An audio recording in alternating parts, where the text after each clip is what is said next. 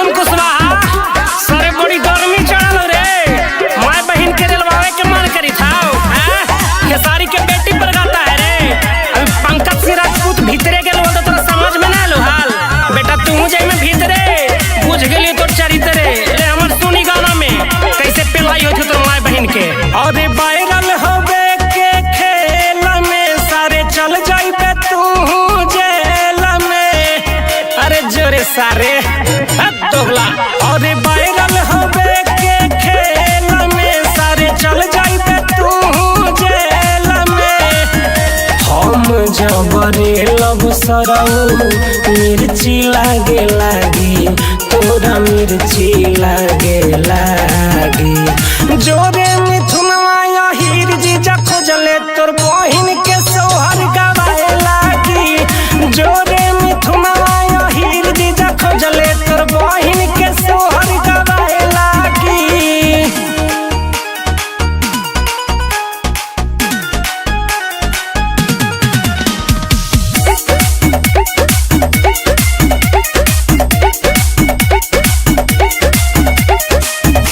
जैसे गईले भीतर पंकज सिंह राजपूत रे। तू जाइबे बेटा तब उतरी तोर भूत रे। तू खेसारी के बेटी पे गईले रे अपन माए बहिन के रे लइले रे। हम जबरे लब सरऊ मिर्ची लागे लागी तोरा मिर्ची लागे लागी। जोरे मिथुनवा हीर जीजा खोजले तोर बहिन के सोहर गवाए लागी। जोरे मिथुनवा हीर जीजा खोजले तोर बहिन के सोहर गवाए लागी।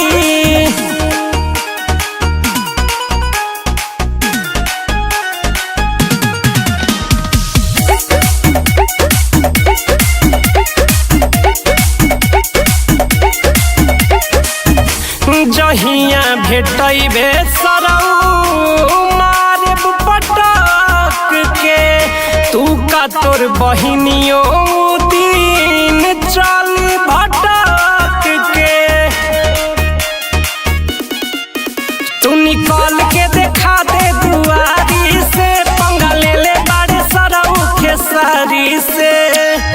हम जबरे लब सरऊ मिर्ची लागे लागी तोरा मिर्ची लागे लागी।